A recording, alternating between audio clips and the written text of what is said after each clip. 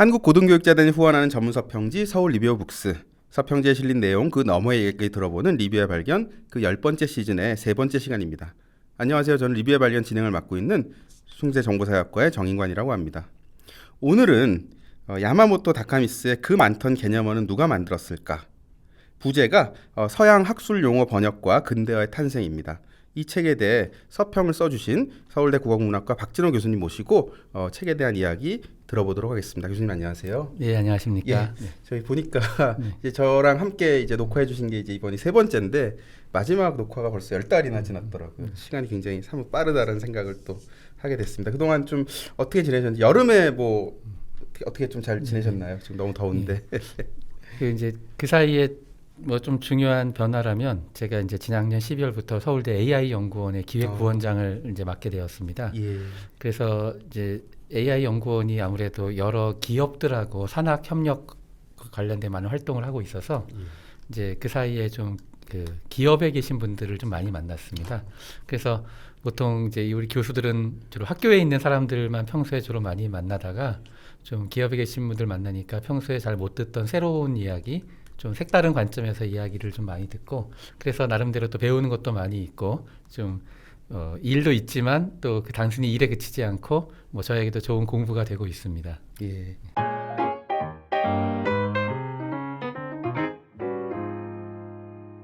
자, 오늘 다룰 그 많던 개념은 누가 만들었을까? 이 책은 니시 아마네라고 하는 19세기 이제 일본의 지식인입니다. 이분의 어떤 백학연환이라는 책의 그 총론, 그 책의 총론 부분의 주석을 일종의 단책이라고 할 수 있습니다. 굉장히 두꺼운데 사실 총론 부분은 뭐 한 30여 쪽 정도밖에 되지 않는다라고 이제 저자 그 이야기하고 있고요. 이 책의 핵심적인 내용은 서구에서 만들어진 개념이 어떤 식으로 일본어 혹은 한자로 바뀌어서 이제 들어왔는가라고 하는 그 부분과 더불어 근대 서양 학문의 체계에 대한 동아시아 지식인의 어떤 고찰 혹은 고민을 다루고 있는 책입니다. 이 책에 대해서 본격적인 이야기를 한번 나눠보도록 하겠습니다. 교수님, 그 니시 아마네라고 하는 인물, 이제 여기 나와 있는 백학연환이라고 하는 그 이제 책에 어떻게 보면 강의를 한 사람입니다. 이 사람 어떤 인물이었나요? 예. 그 뭐 우리 한국도 그렇고 일본도 그렇고 19세기 후반기는 좀 동아시아의 좀 전근대적인 질서 속에서 살다가 좀 서양의 발달된 과학기술 문명이나 또 민주주의 제도나 이런 것들이 물밀듯이 들어와서 좀 크나큰 사회 변화를 겪게 되죠. 흔히 그걸 뭐 개화라고 부르기도 하는데요. 그래서 이제 그 시기에 한국에서도 그런 변화, 서구화라고 할까, 개화에 저항하던 사람들도 있고, 그걸 적극적으로 받아들이지 않은 사람들도 있고, 여러 가지 입장이 있었죠.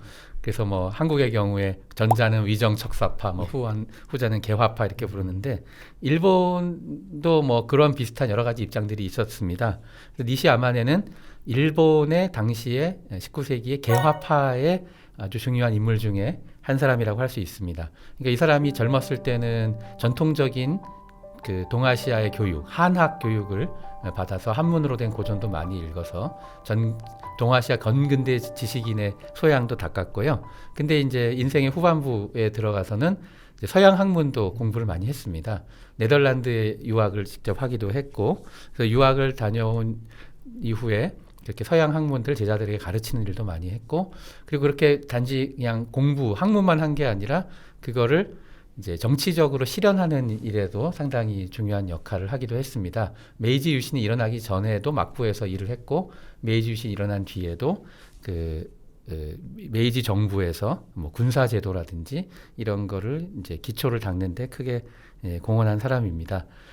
그래서 이제 일본의 그 개화파 또 메이지 시대 지식인을 대표하는 인물이다, 이렇게 말할 수 있겠습니다. 예.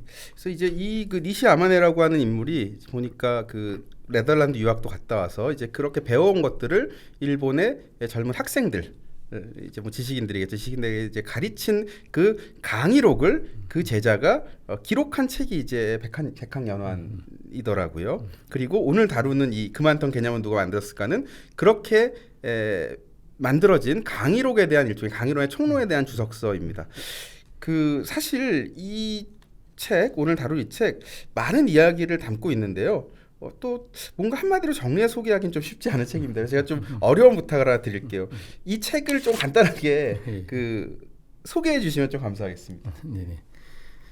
그러니까 이제 니시야마네가 아까 이제 원래 젊었을 때는 동아시아 전근대 지식인 비슷하게 한학을 공부했다고 했는데 이제 그 다음에 성인이 돼서 또 서양 학문을 공부하니까 이 니시야마네 자기 자신이 느낀 지적인 충격도 상당히 컸을 거라고 생각합니다. 그러니까 그 전까지 자기가 배워왔던 모든 학문의 체계, 개념 체계하고 완전히 다른 새로운 학문 체계를 자기가 이해하고 받아들여야 했으니까요. 그래서 뭐 전근대 동아시아에서는 되게 뭐 책을 분류할 때 경사자집 이렇게 분류를 하고 또 그 안에 또 하위 분류도 많이 있겠습니다만, 근데 서양의 학문의 분류 체계는 또 그와 완전히 다릅니다.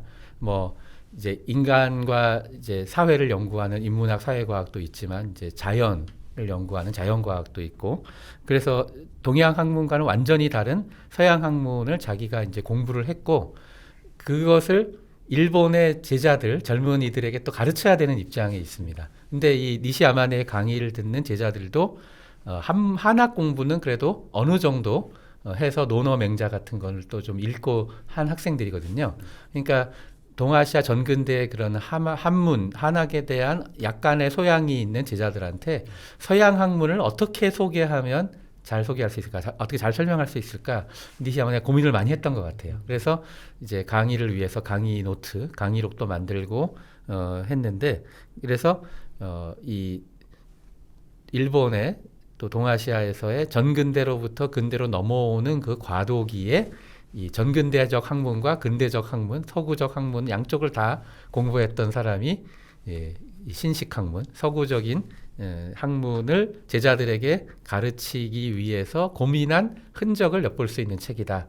이렇게 말할 수가 있겠고요. 그 백학연한이라는 책의 제목도 재밌는데, 이제 뭐 백은 정확히 백이란 뜻이라기보다 그냥 온갖 학문 분야들이 다 이 고리처럼 서로 연결되어 있는 그런 양상을 자기가 제자들에게 가르쳐 주겠다라고 하는 생각에서 이런 제목을 붙인 것 같습니다. 그 한국과 일본이 맺고 있는 어떤 관계라고 하는 측면에서는 조금 우리가 불편하다고 느낄 수 있겠지만, 이 책은 이제 이 책의 그 제목 자체가 그만턴 개념은 누가 만들었을까입니다. 그리고 여기서 누가를 굳이 한 사람을 이제 꼽는다면 결국 니시야마네라고 할 수 있는데요.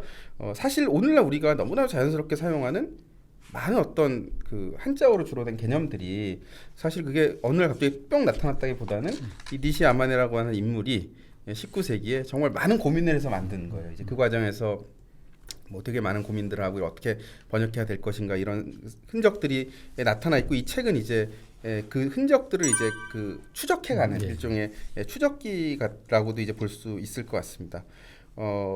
이제 그럼에도 불구하고 어찌되었든 이러한 작업은 굉장히 대단해 보입니다. 지금 관점에서 봤을 때도.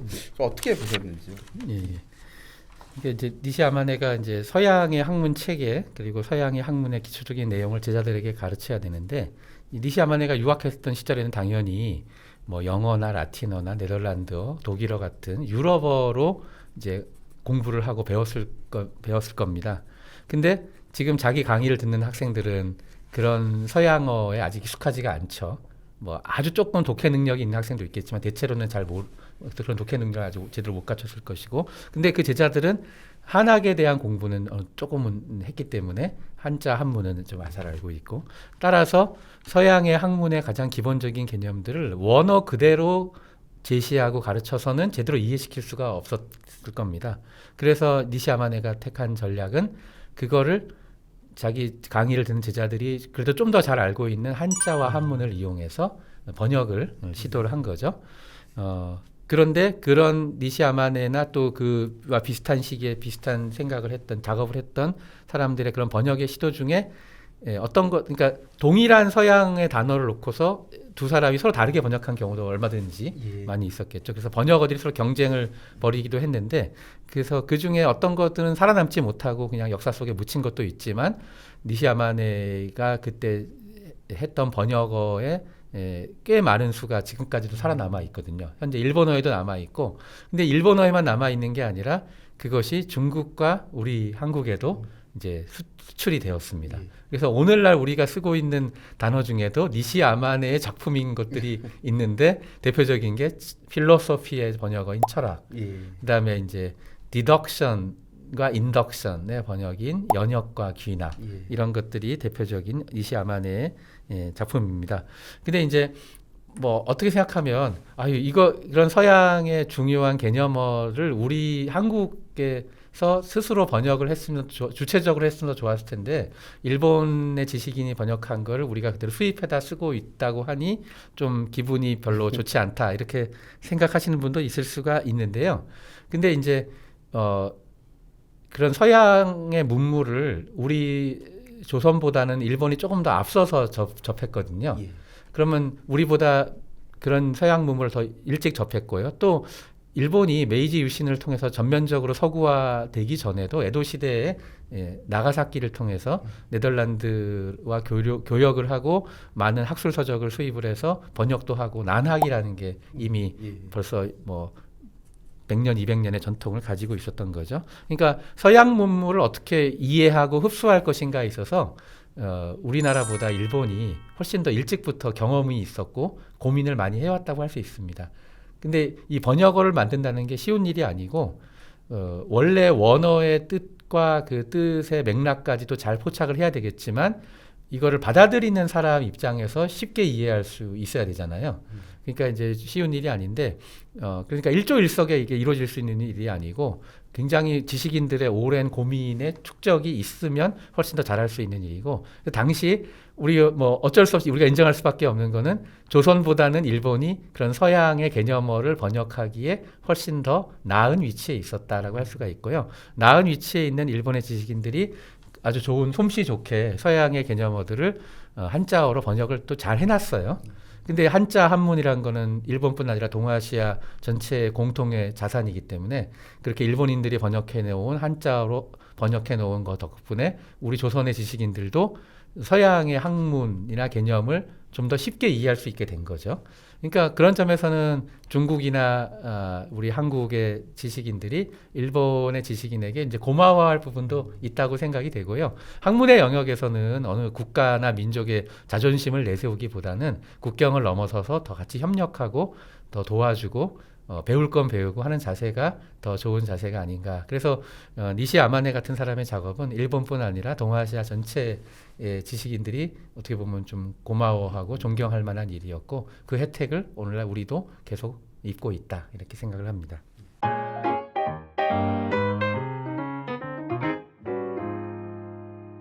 이 저자가 전문 역사학자나 그런 게 아니고 뭐 게임 크리에이터라고 하더라고요. 보니까 그래서 깜짝 놀랐는데 굉장히 흥미로운 작업을 했습니다.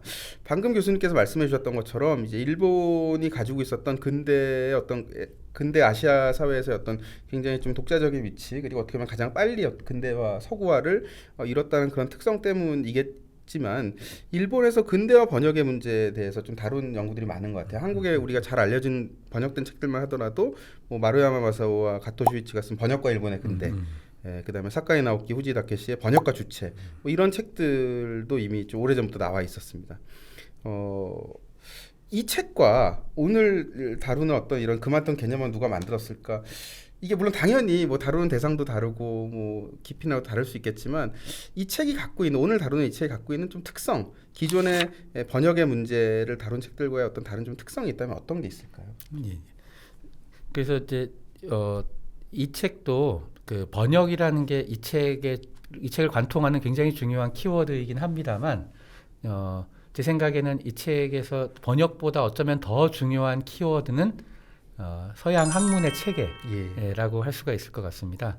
그러니까 그 어떤 하나의 단어는 진공 상태 속에 존재하는 게 아니라 굉장히 많은 다른 단어들과 네트워크를 이루고 있고 그래서 어떤 하나의 단어, 하나의 개념어를 정확하게 이해하기 위해서는 그 단어만 고립적으로 이해해서는 불가능한 일이고 어떻게 보면 서양 학문의 체계 전체에 대한 나름대로의 그 식견이 있어야만 그 하나의 개념을 정확하게 이해할 수 있고 또 정확하게 번역할 수 있다고 생각이 됩니다.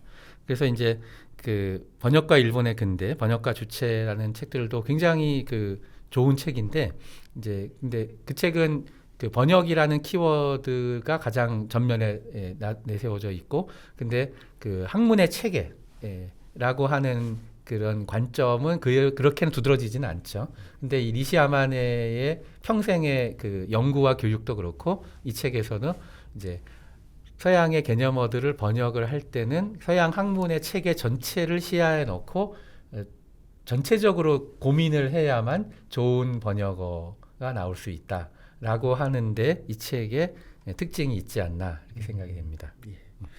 그 전반적으로 이 책에 대해서 그 교수님께서 이제까지 그 서울 리뷰어북스의 여러 편의 리뷰를 작성해 주셨는데 제가 보기로는 가장 어떻게 보면 좀 호평을 해주신 것 같아요. 네. 굉장히 아주 긍정적으로 평가해주고 굉장히 재밌게 읽으셨다고 말씀을 해주셨습니다. 그러시면서 이제 하신 말씀이 니시야마네가 가지고 있었던 학문적 관심이나 태도가 교수님의 그것과 뭔가 좀 비슷하다. 굉장히 좀 넓고 다양한 거에 대해서 관심을 갖고 또 그렇다면 내가 지금 하는 것이 어디에 놓여 있는지에 대한 어떤 그런 위치짓기 같은 것들에 관심을 굉장히 많이 가지신 것 같은데 교수님께서 현재 하시고 계시는 연구 이제 그 국어학 혹은 뭐 최근에 하신 아까 말했던 디지털 인문학이라든지 이런 부분들에 있어서 혹은 그것에 도달한 과정과 관련해서 다양한 좀 학문 분과들의 이 어떠한 영향을 좀 줬는지 그리고 어떤 학문 분과 속에서 교수님께서 지금 좀 연구를 하고 계신지 좀 말씀해 주시면 감사하겠습니다. 학문을 연구하는 연구자들도 성향이 다양한데 어떤 사람은 좀 좁고 깊게 들어가는 성향의 사람이 있는 반면에 어떤 사람들은 내가 관심이 있고 연구하는 분야는 이거지만 이것과 관련 있는 다른 것을 몰라 가지고는 직성이 안 풀리고 뭔가 그것과 관련된 다른 것들을 뭐 다 좀 건드려 보고 싶고 그 전체적인 그 체계를 좀 알고 싶은 성향이 강한 사람이 있는데 저는 좀 후자 쪽에 이제 사람이었고요.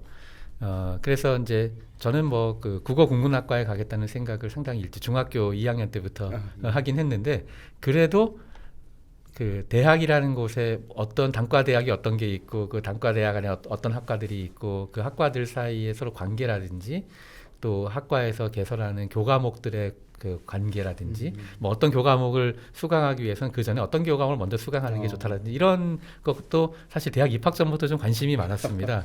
그러니까 뭔가 학문이라는 거의 전체 체계를 거시적으로 조망하고 그 안에서의 분과 학문들의 관계나 구조에 관심을 갖는 그런 사람도 학계에는 필요하고 너무 그렇게 큰 그림을 그리기보다는 자기가 관심 갖고 전공하는 좁은 분야에 깊게 들어가는 사람도 필요하고 이제 이 양자의 성향의 사람들이 이제 조화롭게 공존하는 게 학문 생태계를 위해서 좋겠죠. 근데 이제 어떤 시기에는 막 그렇게 큰 그림을 그리고 전체적인 조망을 하는 사람이 그렇게 별로 많이 있을 필요가 없고 이제 그런 시기도 있어요. 그러니까 태평성대라고 할까? 그러니까 지금 학문의 체계가 잘 짜여져 있고 그 각각의 분과 학문들이 톱니바퀴 돌아가듯이 서로 자기가 맡은 역할을 잘 하고 있고 그래서 그 학문의 체계의 크나큰 변화가 별로 필요 없고 현재 시스템대로 잘 나가면 잘 될 것 같다. 이런 시기에는 그냥 자신의 분과 학문에 몰두해서 깊이 들어가는 학자들이 더 많은 게 중요하고 뭐 전체 학문의 구도를 다시 막 고민하고 이런 사람들은 뭐 고민해봤자 별로 실용적인 소득이 없을 수도 있겠죠. 근데 어떤 시기에는 예를 들면 니시야마네가 살았던 그런 시기는 전근대 사회가 이제 점점 역사의 뒤안길로 물러나고 이제 서구화 라든지 굉장히 크나큰 사회적인 변화가 일어나고 있었던 시기고 그럴 때는 학문하는 방식이나 뭐 그런 관행도 크게 변화가 일어나는 게 마땅하겠죠. 그래서 뭔가 좀 격변의 시기에는 너무 좁은 데만 집착하는 사람뿐 아니라 이제 전체 구조를 보고 큰 그림을 그리는 사람들의 역할이 중요해지고 그런 사람들의 고민을 통해서 뭔가 전체 학문의 구도를 좀 바꿔나가고 이런 노력도 필요하다고 생각을 합니다. 근데 이제 현재 우리가 살고 있는 현재가 어느 정도의 격변의 시기인가에 대해서는 사람마다 좀 느끼는 체감하는 그 정도가 다 차이가 있겠지만 이제 뭐 컴퓨터, 인터넷, 모바일, AI 지금 최근에 그런 쪽이 상당히 일관되는 약간 흐름을 형성해 오고 있다고 생각이 되고 점점 그런 과학기술이 발전하면서 우리의 인간의 일상생활의 삶도 구석구석까지 좀 변하고 있고 그래서 이렇게 사회가 꽤 상당히 격변하고 있다고 저를 포함한 꽤 많은 사람들이 느끼고 있죠. 그럼 이런 사회의 격변의 시기에는 대학의 체계도 그렇고 체제도 그렇고 우리가 학문하는 사람이 학문을 어떻게 할 것인가 또 전체 학문의 구도 속에서 틀을 어떻게 짜고 어떻게 바꾸는 게 좋을까 이런 고민도 필요하다고 생각을 합니다. 그래서 뭐 저는 원래 성향이 그런 전체 학문의 구도를 좀 조망하는 걸 좋아하는 성향이었는데 뭐 아전 인수격 해석일지 모르겠습니다만 지금 우리가 살고 있는 시대가 바로 그런 식의 거시적인 조망과 좀 거시적인 개혁에 대한 기획 예. 이런 게 좀 필요한 시기라고 생각이 돼서 뭐 어떻게 보면 좀 그 저 같은 사람이 더 좀 활동을 하고 해서 사회에 기여할 수 있는 부분도 좀 커지고 있지 않나 이렇게 좀 아전 인수격을 생각하고요. 그래서 제가 뭐 국문학과에 있고 인문학자입니다만 예. 그 인문학에만 머물지 않고 디지털 테크놀로지나 과학기술과의 융합 이런 쪽을 저 자신의 연구에 있어도 그렇고 앞으로 이제 대학에서의 교육도 그런 쪽을 상당히 중점을 둬서 하려고 하는데 이제 저의 그러한 여러 가지 활동이나 노력도 뭐 그런 맥락 속에서 좀 생각할 수 있지 않을까 생각합니다. 저도 많이 배우도록 하겠습니다. 예. 예, 방금 이제 뭐 굉장히 구체적으로 말씀을 해주셨지만 사실은 오늘날 어떻게 보면은 사회도 그렇고 그 사회와 이제 불가분의 관계를 맺고 있는 학문도 사실은 격변기라고 저도 생각을 하고 있습니다. 그래서 어떻게 보면 좀 큰 틀에서 어느 방향으로 갈 것인가, 무엇을 할 수 있는가, 무엇을 해야 하는가에 대한 고민들을 각 학문 분과별로 좀 특히 아까 말씀하셨던 뭐 AI라든지 뭐 이런 것들을 하시는 분들은 그냥 그거 지금 이제 하시면 되겠지만 그 밖에 있는 학부들은 사실은 지금 어떻게 보면 존재의 의미에 대해서 끊임없이 좀 질문을 받고 있는 그런 시점이라고 하는 거죠. 그래서 아마 이제 인문학 쪽에서도 뭐 디지털 인문학이라든지 뭐 이런 것들 하고 있고 사회과학 쪽에서도 어떻게 좀 빅데이터라는 걸 살려서 어떻게 할 것인가 뭐 이런 그 어떤 물음들을 계속 던지고 있는 것 같습니다. 또 한편으로는 근데 이제 이렇게 뭔가 지식을 추구하는 방법이나 뭐 이런 것들의 전문성이 강화가 되면 강화될수록 학문 분과도 점점 세분화되어가는 그런 흐름들이 있는 것 같습니다. 그러다 보니까 그 예전부터 사실 했던 얘기인데 오늘날에는 뭔가 큰 이야기 이제 뭐 저희 쪽에서는 이제 뭐 그랜드 시어리라고 하는 그런 큰 이야기를 하는 사람들도 줄어들고 있고 학자들도 점차 구체적인 것에 전문가가 되어가는 것 같아요. 그래서 오히려 이렇게 막 큰 이야기 자꾸만 던지면은 뭔가 약간 좀 속된 말로 우리가 사짜 같은 느낌 들고 아니 뭐 저 뭔가 좀 그냥 막 던지네 이런 얘기들을 좀 하는 것 같아요. 저 같은 경우도 이제 매년 1학년 학생들을 대상으로 사회학 개론을 가르치는데요. 제가 전공하지 않는 부분, 저는 이제 불평등을 전공한 사람인데 제가 전공하지 않는 부분들에 대해서 얘기할 때는 뭔가 좀 버겁게 느껴지고 내가 이런 이야기를 해도 되나? 이런 생각이 자꾸만 들더라고요. 근데 이제 니시 아마네 같은 경우에는 여기 백학연안의 어떤 총론, 개론에서 이제 총론이나 개론의 중요성에 대해서 끊임없이 이야기를 하면서 학술의 지도를 그리는 것의 중요성에 대해서 얘기를 합니다. 그것은 니시 아마네도 그렇고 그 지금 이 해설서를 쓴 야마모토 다카미스도 마찬가지인 것 같아요. 어떠십니까? 지금 이제 뭐 이미 말씀해 주신 것을 봤을 때는 답은 좀 어느 정도 예상할 수 있을 것 같기도 하지만 이게 굉장히 중요하다고 생각하시나요, 오늘날? 네, 네. 예, 그러니까 이제 말씀하신 대로 그 좀 그랜드 시어리 큰 그림을 그리는 사람들은 디테일에서 좀 약점이 있을 수도 있고 예. 또 그게 좀 심할 때는 아까 말씀한 대로 좀 사짜같이 느껴질 때도 있고 그래서 이제 한 개인도 자기가 이제 적절하게 균형을 잡을 필요가 있고 그다음에 또 근데 사람은 누구나 다 그래도 어느 쪽 그랜드 시어리 쪽에 더 쏠리는 사람도 있고 좀 좁고 깊게 디테일에 강한 사람도 있으니까 이제 그런 다양한 사람들이 학문적 생태계에 같이 조화롭게 공존하는 게 예, 좋겠습니다. 근데 제가 좀 이렇게 어떻게 보면 인문학하고 뭐 과학기술이나 이쪽과 관련된 융합 쪽에 관심을 갖고 공부를 하다 보니까 좀 느끼는 거는 그랜드 시어리 그 자체가 굉장히 큰 그림이니까 멋있어 보이니까 예. 그랜드 시어리를 위한 그랜드 시어리 또 융합 자체를 위한 융합 약간 그런 걸 선호하는 사람들도 좀 있는 것 같은데 이제 그거는 조금 좀 저는 본말이 전도됐다고 생각을 합니다.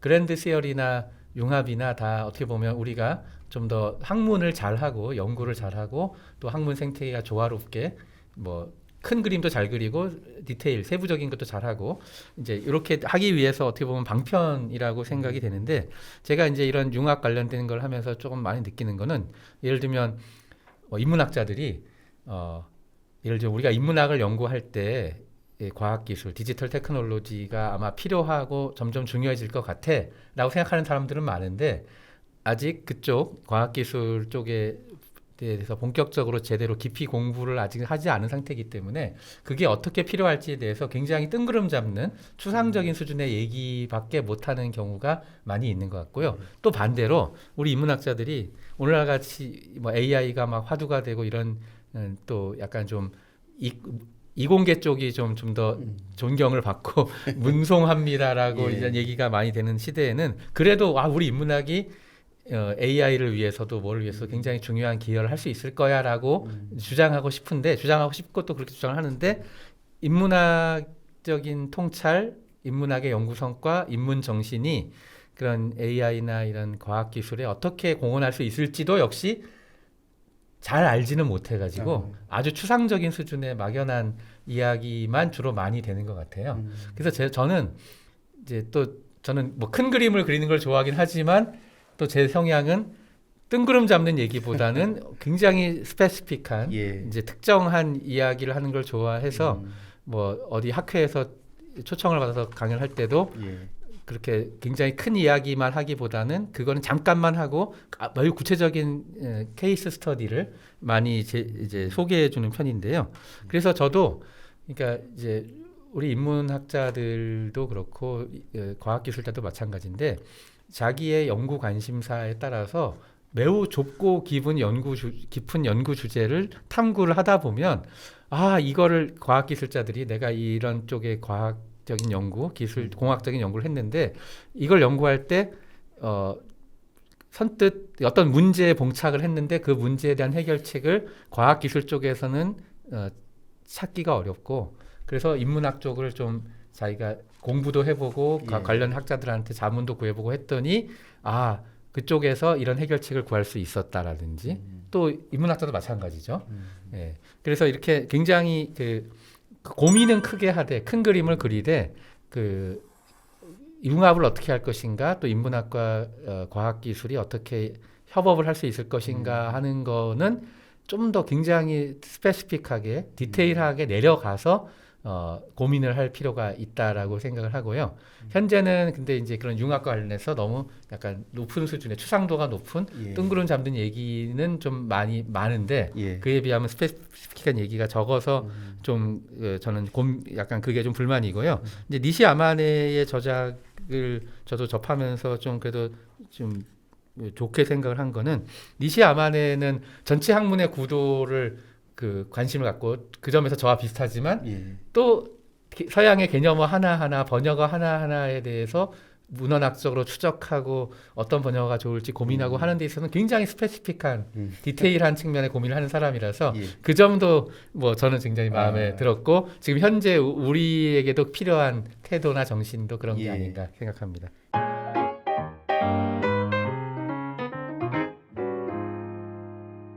이제 교수님께서 리뷰에서 써주셨던 부분 중에 이제 보면은 이 책에서 그 백학연화 자체도 그렇고 이 백학연화를 해석하는 오늘 다루는 그만큼 개념은 누가 만들었을까도 그렇고 굉장히 어떻게 보면은 체계적으로 말 그대로 뭐 학문 분류도 마찬가지고 번역을 하는 과정도 그렇고 굉장히 체계적으로 들어가요. 이제 그래서 교수님께서 리뷰에서 이제 이렇게 말씀을 하십니다. 이제 복잡한 구조물 속을 항해를 하는 과정에서 지금 어디에 놓여 있는지 그 얘기는 이제 전체 구성에서 어떤 부분을 읽고 있는지 독서의 관점에서는 체계적으로 파악하고 있는 것이 굉장히 중요하다. 그러면서 이제 리뷰에서 보면은 그 화면에 이제 사진 파일로 이제 법화경의 이제 어떻게 보면 체계를 이제 교수님께서 쫙 하나의 사례로서 보여주시고 계세요. 즉 내가 어떤 책을 읽을 때 내가 지금 읽고 있는 내용이 전체 어떤 책의 구성 속에서 어디에 놓여 있고 이게 뭐 이제 좀 더 나가자면은 다른 부분과 어떤 관계를 맺고 있고 뭐 이런 것들을 이해하는 것이 독서에서 굉장히 중요하다. 이게 보면은 실제로 학술 서적이나 이런 데 굉장히 중요한 것 같습니다. 이제 저 같은 경우도 학술 서적을 좀 급한 마음에 빨리 읽다 보면은 빠지는 문제가 뭐냐면 어느 순간에 길을 잃는데 그게 지금 내가 읽는 내용이 뭔지는 알겠는데 도대체 이 내용이 어느 맥락에서 무엇과 연결돼서 나왔는지를 이제 나중에 읽고 나면 뭔가 머릿속에 뒤죽박죽 되어 있을 때가 굉장히 많더라고요. 교수님께서 이런 식의 독서를 굉장히 좀 일상적으로 하고 계시나요, 그러니까? 좀 의식적으로 많이 그러는 편인데요. 근데 이제 어떤 책을 읽다 보면 그 책이 굉장히 솜씨 좋게 잘 쓰여진 책이면 예. 이제 아주 굉장히 술술 잘 읽히죠. 예. 그래서 책장이 자기도 모르게 굉장히 흥미진진하게 빠져들어서 책장을 자기도 모르게 자꾸 넘기고 예. 그 저자가 인도하는 대로 예. 정신없이 이제 그 저자가 이제 달려가는 길을 나도 따라가게 예. 되는데요. 소설이라든지 좀 가벼운 책을 읽을 때는 그렇게 해도 큰 문제가 없는데 예. 좀 학술 서적을 읽고 내가 이 책을 읽고 이 책의 내용이 내 머릿속에 오래도록 남아서 내 지식과 나의 사고의 자양분이 되기를 바랄 때는 그렇게 내 머릿속을 한번 훑고 지나고 빠져나가 버리면 곤란하잖아요. 예. 내 머릿속에 남아 있어야 되고 그게 또 남아 있더라도 굉장히 질서정연하게 남아 있어야 이제 예. 그 오래도록 저한테 도움이 되겠죠. 예. 그래서 근데 그렇게 되려면 굉장히 책을 읽을 때 술술 잘 읽히고 속도가 잘 나간다 하더라도 하나의 챕터가 끝날 때 또는 섹션이 끝날 때는 의식적으로 잠시 딱 멈추고서 이 전체 책의 목차 부분을 다시 펼쳐서 예. 이 전체 책의 목차가 이렇게 구성되어 있는데 내가 방금 읽은 챕터는 그 중에 몇 번째 챕터고 그 앞 챕터와 뒷 챕터의 관계에서 어떤 역할을 하는 챕터였지 라는 사실을 다시 한번 좀 되새기고 상기하고 예. 이제 넘어가는 것이 그런 과정 없이 정신없이 그냥 쭉 읽었을 때에 비하면 제 머릿속에 더 잘 남고 그냥 단순히 잘 남고 오래 남는다는 게 아니라 상당히 구조화된 형태로 남게 되는 것 같습니다. 예. 제가 살아오면서 들었던 칭찬 중에 저는 가장 너무나 기쁘고 저에 대한 최고의 찬사라고 여기는 칭찬이 있는데요. 대학원 다닐 때 동료가 했던 말인데 진호야 너는 네 머릿속은 비유하자면 잘 정리정돈된 책상인 것 같아 라는 말을 들은 적이 있어요. 그러니까 예. 이제 단순히 지식이 많은 사람도 있지만 예. 그 지식이 별로 정리되지 않고 막 헝클어진 형태로 이렇게 헝클어진 서랍처럼 예. 들어있는 사람도 있는데 그래서 어떤 사람은 야, 그 사람 얘기해보면 참 아는 거 많긴 많은데 뭐 한 시간 동안 얘기 들어서 뭐 엄청나게 많은 얘기를 들었는데 별로 정신이 없어 이런 사람도 있죠. 예. 근데 어떤 사람은 이제 그 지식이 양이 자체가 절대적으로 많고 적은 게 중요한 게 아니라 그 속에 그 사람의 머리를 책상에 비유하다면 그 안에 여러 가지 지식이나 지혜들이 차곡차곡 잘 구획지어져 있고 이제 구조화되어 있으면 그 사람 자신의 사고를 위해서도 좋을 것 같고 그 사람이 자신의 생각을 남한테 강의를 통해서든 뭐 이야기를 통해서 전달할 때도 훨씬 더 효과적으로 전달될 수 있을 거라고 생각을 합니다. 뭐 모두가 다 저처럼 독서하라는 얘기는 아니지만 뭐 그것에 가진 장점에 동의한다면 이런 걸 시도해 보는 것도 괜찮지 않을까 생각을 합니다. 독서법에 대해서도 좀 더 배우고 싶은 생각이 좀 드네요.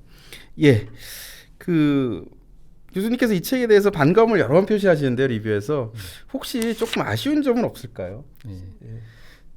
그 제가 이제 다른 글에서도 뭐 한번 얘기한 적이 있는데 우리나라 출판계가 특히 학술서를 출판하는 출판사들이 만성적으로 겪고 있는 어려움이 이 학술서를 출판해도 이 책이 별로 많이 팔리지 않을 거라는 두려움이 많이 있어서 그래서 제목도 그렇고 표지도 그렇고 좀 사람들의 눈길을 끌고 관심을 불러일으켜서 좀 많이 팔릴 수 있는데 초점을 맞추는 경향이 좀 있는 것 같아요. 그러다 보니까 책의 내용을 가장 잘 반영하기보다는 이제 뭐 낚시질이라고도 하죠. 이제 그런 쪽에 초점을 맞추는 것 같은데 오늘 다루고 있는 이 책의 원래 일본어 원제는 백학 연환을 읽다인데 아마 그대로 그렇게 밋밋하게 한국어 번역서의 제목도 그렇게 붙였다가는 아마 많은 사람들을 낚시질하기가 어려웠을 거예요. 그래서 그 많은 개념은 누가 만들었을까라는 훨씬 더 좀 그 사람들의 관심을 불러일으키는 제목을 붙였는데, 근데 이제 제가 아까 이 책을 관통하는 키워드 중에 하나가 번역이고 하나가 학문의 체계라고 했는데, 둘 중에 그래도 어느 쪽이 더 중요하다는지를 굳이 따지자면 저는 학문의 체계가 더 중요하다고 생각을 하거든요. 근데 이 책의 주 제목도 그렇고 부제도 그렇고 서양의 학술적인 개념어를 누가 언제 어떻게 만들었을까, 번역해서 만들었을까, 번역 쪽에 초점을 맞추고 있어서 약간은 이제 그 점이 이 책의 가장 중요한 키워드는 제쳐두고 두 번째 중요한 키워드를 좀 이렇게 약간 그 사람들의 관심을 불러일으킬 수 있는 형태로 붙였다는 건데, 근데 이 번역은 그래도 이 제목은 뭐 그렇게까지 아주 비난받을 만한 나쁜 제목은 아니고 괜찮은데 그래도 좀 아쉬운 점은 좀 있고 그래서 이제 이거는 뭐 출판인들만 또 탓할 수도 없죠. 그분들도 생존하려면 책이 팔려야 되니까. 예.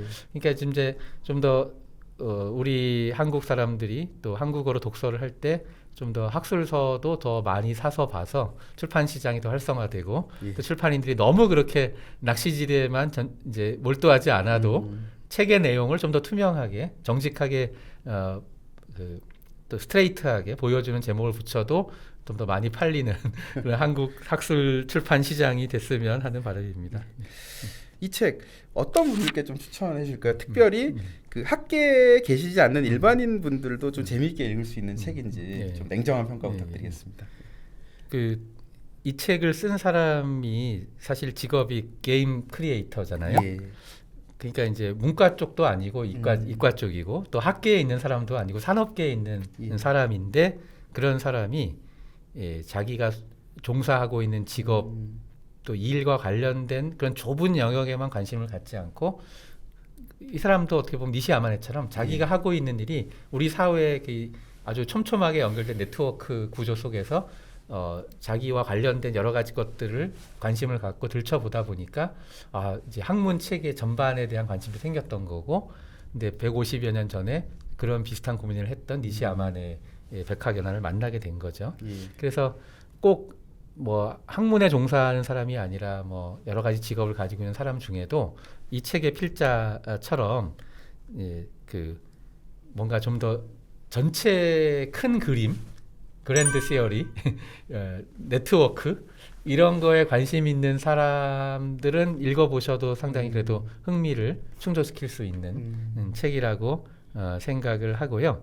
그 다음에 이제 또 하나는 이게 이제 그 일본의 개화기 때에 이제 서양이라는 세계와 동아시아 전근대 세계 두 세계가 만나고 이제 만나면서 서로 부딪히고 또 번역되고 이런 문명과 문명, 문화와 문화의 만남이나 충돌 이런 거를 담고 있는 주제 책인데 이제 그런 데 관심이 있는 분들에게 그러니까 뭐 동서 문명 교류사라든지 예. 뭐 이런 쪽에 관심이 있는 분들에게도 좀 안성맞춤인 책이라고 생각이 됩니다.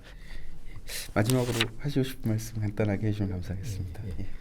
그 제가 이제 서평 끝 부분에도 그런 얘기를 했는데요. 이 책이 그냥 단지 150년 전에 서구의 학문 체계를 이제 새로 배워서 도입하고 가르치는 입장에 있던 사람이 어떤 고민을 했는가라는 과거적인 문제에 그치는 게 아니라 제가 아까 얘기했듯이 오늘날 우리가 살고 있는 세계도 좀 격변하고 있는 세계고 그 150년 전에 그러니까 그 전근대적인 우리 조선의 서당 같은 서당이나 서원이나 향교 같은 교육 체제가 아닌 새로운 학교, 새로운 교육 체제를 새로 만들어내야 되는 그런 입장에 있었던 니시 야마네 같은 당시 지식인으로서는 서양 학문의 체계 또 서양의 대학이라는 교육제도 이런 게 굉장히 관심을 끌고 참고를 하고 싶었을 것 같아요. 근데 이제 오늘날도 그 정도까지는 아닐지 몰라도 상당히 격변한 시기이기 때문에 우리 현재 뭐 저나 정인강 교수님 몸담고 있는 대학이 어떤 구조를 가지고 있고 그 안에서 어떤 식으로 교육을 해야 하는가가 최근 한 30-40년간 그렇게 큰 변화 없이 오늘날에 이르렀는데 이거를 좀 더 근본적인 수준에서 더 과감하게 어떻게 바꾸면 이 변화하는 시대에 더 걸맞고 또 학생들을 위해서 더 좋은 교육이 될 수 있는지 상당히 좀 큰 폭의 고민이 필요한 시기라고 생각이 됩니다. 그래서 우리가 이런 대학 교육을 어떻게 개혁할 것인가를 고민할 때도 뭐 이 150년 전에 니시 야마네의 고민이 참고가 되리라고 생각을 합니다. 예, 오늘 좋은 말씀 너무 감사드립니다. 예. 지금 듣고 계신 리뷰의 발견은 한국고등교육재단에서 지원 및 제작되고 있고 2주에 한 번 금요일마다 여러분들 만나 뵙고 있습니다. 다음 이 시간에는 너무나도 유명한 책이죠. 유발 하라리의 사피엔스에 대해서 서울대 인류학과 박한선 교수님과 이야기 나눠보도록 하겠습니다. 오늘 자리해 주신 박진호 교수님 다시 한번 감사드립니다. 감사합니다. 감사합니다.